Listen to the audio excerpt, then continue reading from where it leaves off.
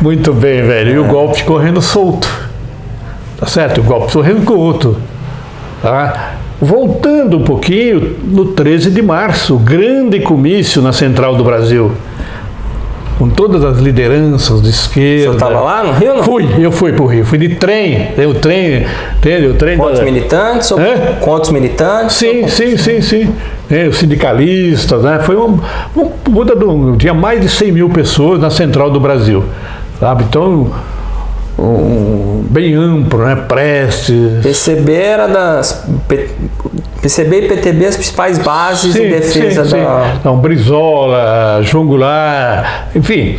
E o Jango faz um discurso, uma fala e tal. Então foi nesse dia que ele assinou a desapropriação das terras indissolúveis, né? Entendeu? E ali começou a movimentação mais escancarada da direita. A direita começou também a sair para a rua, tá? Com a Marcha de Deus pela família. Então veio o 25 de março, depois veio a Assembleia no Sindicato dos Metalúrgicos do Rio de Janeiro, dos cabos e soldados, entendeu? Presidida pelo traidor Cabo Anselmo, né? Cabo Anselmo, que ali foi a gota d'água, certo? Então, e no dia, eles falam isso, que foi no dia 31, história do dia 31, não foi, na realidade o golpe foi no dia 1º de abril. Tá? Então, envergonhados, eles colocaram o 21 de março, aliás, o 31 de março. Quer dizer, aí as coisas mudaram, tá certo? As coisas mudaram. Conforme o previsto, o João saiu da escola. Saiu ou saíram? Tiraram ele? Geram reflexo? Tiraram ele. Aí veio um diretor, sabe? Veio um diretor fascista, direitista. E todos aqueles professores que não gostavam da gente, entendeu? Caíram de pau, sobretudo em relação a mim, né? Que eu era o cara mais marcado. Tá? Mas marcado, o cara, o professor entrava na sala de aula e falava... É incrível como a história se repete, né? A gente está vendo a mesma coisa. Exatamente. Os direitistas que estavam no armário saíram tudo, né? Exatamente. Aí o professor entrava na sala, tinha o professor Assis, português, de português. Não, porque no tempo do outro diretor... existiam alunos que mandavam na escola. Eu falei, esse filho da puta tá falando comigo. E eu me segurando, rapaz, me segurando. Aí uma vez peguei uma suspensão. Falei, não tem mais jeito. Não tem mais jeito, vou ter que me mandar daqui, porque qualquer dia eu vou ser preso aqui, né? Aí eu saí, né? Eu saí. Tinha um cara, o vice-diretor era o Latorre, um professor de história, um fascista, velho. Fascista. Eu falei para ele o seguinte: olha, ninguém tem o direito de ser julgado sem ser ouvido. Como é que você me dá uma suspensão sem me ouvir? Nesse tom com ele, né? Entendeu? Bom, eu falei, não tem mais jeito. E aí a gente continuou com a célula lá, trabalhando no bairro. Aí nessas alturas logo depois do golpe, teve um pleno do partido, né? E eu acabei assumindo a direção local, zonal, né? O comitê distrital, né? Entendi. Aí fui para o comitê distrital, sabe? Depois fui para o comitê municipal do Partido Comunista, do partido, né? Entendeu? E nisso começa realmente... Quando que o Marighella e as teses dele começam a crescer lá dentro? Em que época? Foi já no 6º Congresso ou já havia um pouquinho antes? Bem antes, né? Realmente bem antes. Aí já começava a surgir, né? Os debates, tá certo? A luta interna muito grande. Tá certo? O porquê? Por que que não houve resistência do golpe? Por que a CGT não convocou a greve real, a greve geral? Tá? Por que se confiou no dispositivo militar de Jango, que não houve reação nenhuma? Tá? Aí começou.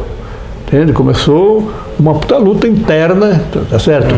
E o local assim de mais forte da resistência era São Paulo, tá certo? Era São Paulo. Então, num primeiro momento, né, companheiros como Marighella, como Câmara Ferreira, vem para a direção estadual do partido, e começa aquela a luta interna se acirrando, tá? Em preparação já para o 6º Congresso, tá? Entre as teses e tal, entendeu? Ali você já estava definido que estava mais para o lado do... Sim, praticamente sim. O Prestes tinha deixado um pouco já de ser aquela figura intocável. Mas ele continuava tendo uma grande liderança. Né? Continuava tendo uma grande liderança. Mas, por outro lado, já havia uma resistência, tá? Às teses pacifistas do Comitê Central. Agora, como a gente está passando de assunto, eu vou fazer uma pergunta desse período, mas com seu olhar de hoje. O que você guarda da memória do Prestes? O que ele ficou para você? O que você acha que ele ficou para a história, assim, do Brasil? Olha, Prestes tem um nome na história. É inegável, Maurílio. Isso é inegável, com todos os seus erros, tá certo? Em todos os seus erros, tá? Com certeza, Prestes tem um local de honra na história do Brasil. Entendeu? Por tudo que ele passou. Mas ali, em especial o 6º Congresso, teve fraude o 6º Congresso do PCB? Não posso chamar de fraude, sabe? Não posso falar. Tá certo? Houve o que nós chamávamos assim, o ato institucional. Mas aí da direção do PCB? O ato institucional, tá certo? Aí quando realmente as teses, estava a disputa assim, para e passo, velho. Com as teses... Ninguém sabia quem ganhava e baixou... Das teses do Comitê, de um setor do Comitê Central, entendeu? O que se começou? Bom, veja bem, aí já não era mais só São Paulo, era o Rio, Minas Gerais, Rio Grande do Sul, uma série de outros estados. Tá certo? Então, tudo nos levaria a crer que a esquerda ganharia o 6º Congresso, tá certo? Então, o que acontece? São Paulo, em 67, tá certo? O Congresso Municipal. Mesma coisa do nosso PT aqui, né? Congresso Municipal. O Olás foi nesse ano, né? Isso, 67. Agosto. Exatamente. E aí o Marighella participou e provavelmente outras pessoas do PCB já estavam lá, já... Tá, em 67. Né? Em 67 a gente ganha o 6º Congresso em São Paulo. Fizemos maioria. E assim foi em uma série de outros estados. Tá certo? Etapa nacional ia ser no Rio? Não sei, aí era um partido clandestino. Antes da etapa nacional já tinha tido racha? Não, nós estávamos clandestino, tá certo? Então, ganhamos o estadual. O estadual eu sei que foi por aqui, por Campinas, tá? Ganhamos o estadual. Estavam presentes Prestes, uma delegação muito forte, tá certo? Do Comitê Central, tá? Do Comitê Central do partido, né?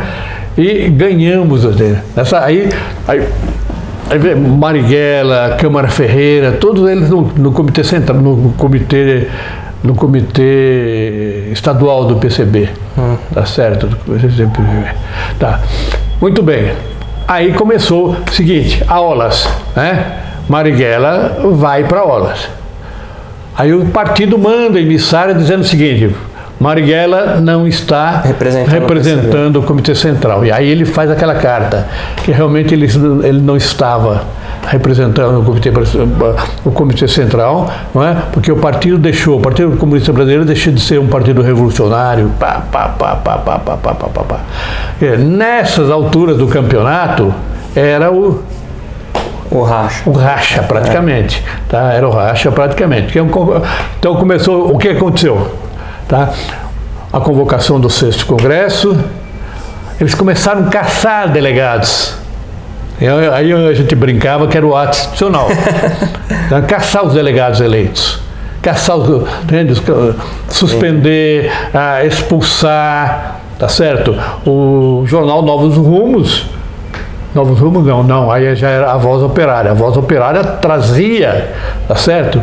Os delegados expulsos, as expulsões do partido, Câmara Ferreira, Apolônio de Carvalho, Mário Alves, tá certo? Jacó Gorender, o Cícero Viana, enfim, uma série de companheiros de todo o Brasil, tá certo? Todo o Brasil, tá? Bom, a ALN se distingue do PCBR porque o PCBR queria um partido e vocês não? Exatamente. Bom, aí o que acontece? Aí nós, numa reunião do diretório municipal, do comitê municipal, tá certo? Do qual nós tínhamos maioria, sabe? Vem uma delegação de peso do PCB. E coloca a situação, olha, houve intervenção aqui, enfim, dando ultimato. Ou vocês se rendem, né? Ou vocês realmente, tá certo? Se enquadram, ou não vamos nos enquadrar. Tá bom, então interviram no comitê municipal, tá certo? Foi intervenção no comitê. Então o que fazer? Tá? Foi realmente o primeiro grande choque, né? Pô, rachar com o PCB, né? Rachar com o PCB, dá um puta de um troço, né? Bom, o que acontece? Funda-se o Agrupamento Comunista de São Paulo. Tá? O Agrupamento Comunista de São Paulo, que mais tarde deu origem à Ação Libertadora Nacional. Tá certo? Muito bem, como você falou, tá? Então, tinha os companheiros, Mário Alves, Apolônio de Carvalho, entre outros. Tentaram no início, ficar num grupo só, mas tá? Não teve... Havia uma concordância, tá certo, que a ditadura só seria derrubada através das armas, isso não tinha divergência. Mas que, porém, a necessidade de um partido. Aí surge o PCBR, Partido Comunista Brasileiro Revolucionário, dos quais uma série de ações juntas, não tem, né? Mas realmente eles agiram como necessário o partido.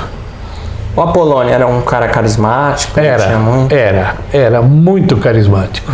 Era muito carismático. Muito carismático.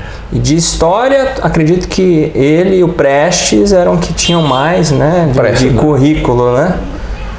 Que o Apolônio tinha as brigadas Ponto Franco. Isso, os Franco, contra resistência. Parece que ele foi condecorado na França. Foi, na França. Mas realmente a figura mais... No Prestes. Mais como é que eu posso falar? Enigmática, isso, tá certo? Enigmática. Sim. Chamava-se Carlos Marighella. Dos três. Chamava-se. O Apolônio falava isso. O Apolônio falava isso. Certo? Nas votações internas, Prestes e Marighella eram mais votados.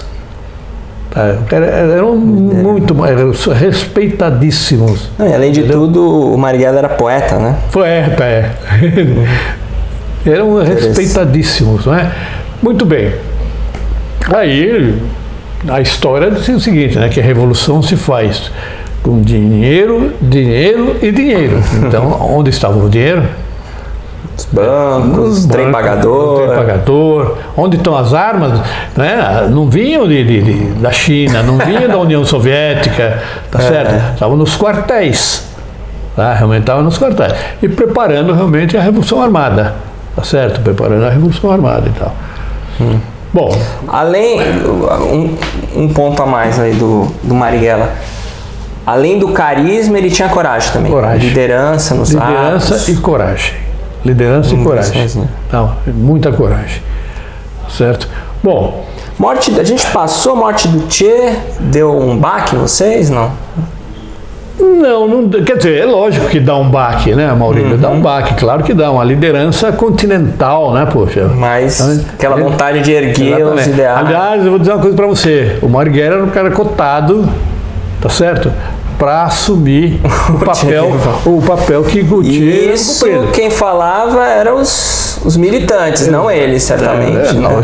Por exemplo, o Che esteve no Brasil, ele entende? O T naquele período ele teve no Brasil, clandestino no Brasil, certo? Mas ele não ficou aqui, né?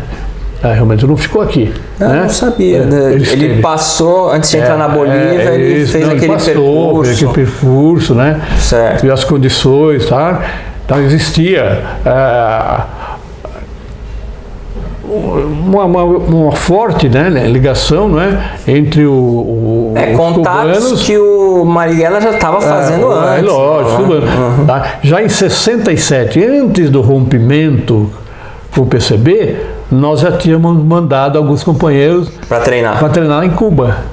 Tá? Mandava para treinar em Cuba, tá? Antes do rompimento. E você não estava nessa lista ainda? Não estava. Sabe? Não estava. Eu fui cotado numa segunda, tá certo? Uma segunda.